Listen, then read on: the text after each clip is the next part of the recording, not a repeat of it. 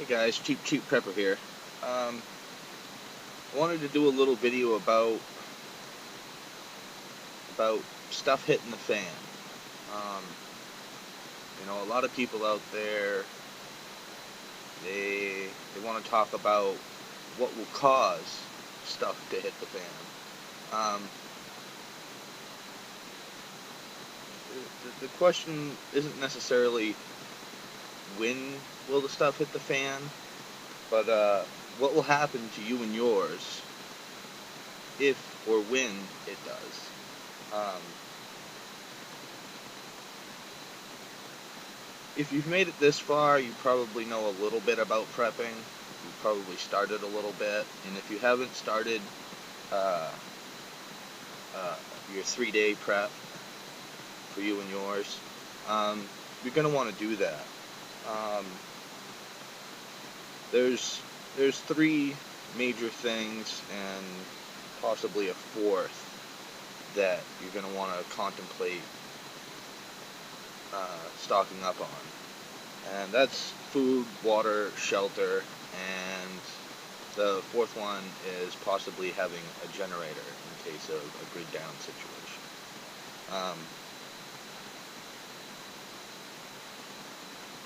A good way to start the 3-day prep package is to actually just sit down with your family and get their input on what y'all might need for that 3-day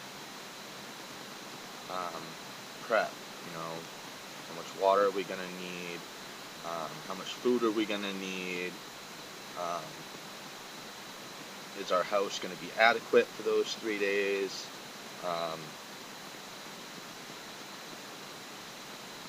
And if you think you've missed something, that's part of the unknown. And if you worry too much about the unknown, what might happen if this doesn't work, or what might happen if that doesn't work, it takes up space in your head. You shouldn't let the unknown take up space in your head, because that's going to take your focus off of the actual preparation. Saving up your money for getting some rain barrels, or some. I've seen a lot of videos online of people using 55-gallon food-grade plastic barrels as a rain catch system or a water catch system. Food. If you've got canned goods and boxed goods, that stuff will. A year. I think canned goods usually last, and usually like boxed macaroni and stuff like that. That stuff usually lasts about a year or more. Excuse me. And you're gonna want to take a look, like I said, at your shelter, your housing situation, whether or not in an emergency situation, whether or not you'll be able to stay there. You might have to, what they call, bug out. Maybe you have a family member that lives further out into a rural community where you can stay for 3 days, or, excuse me,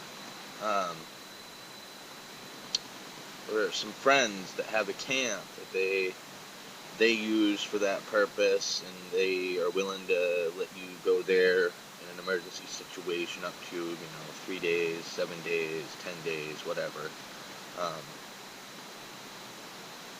And one thing I didn't really think about was if in that situation you're using somebody else's property as a emergency retreat location, it's the same thing as camping out in the woods. Don't leave trash or pick up the messes that you create. It's pretty much common sense stuff, but I wanted to mention it. One big thing I wanted to mention in a long-term emergency situation, make sure you've got all your debts paid off. A lot of people don't really think about that aspect of the whole situation is if, in the worst case scenario, the grid goes down, um, including the economical grid.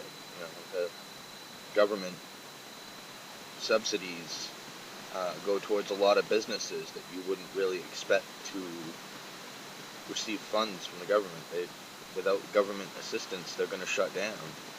Um, but they will come after you. They're gonna tap you for every bit of money they can get out of you. What's if they can find you? But I think that's about it for this video. Um,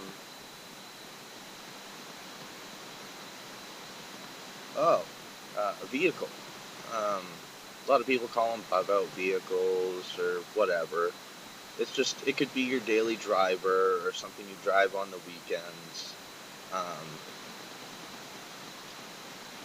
if it's your weekend driver, either or, you want to make sure that if it's not four-wheel drive, that it's all-wheel drive. Fresh tires, up-to-date parts. You don't want anything to, sit for too long. So, the vehicle that you would use in an emergency situation or a bug-out situation, excuse me, you're going to want to make sure that the fuel is good, fuel pump is good, oil is good, everything that it takes to run that vehicle is in running order.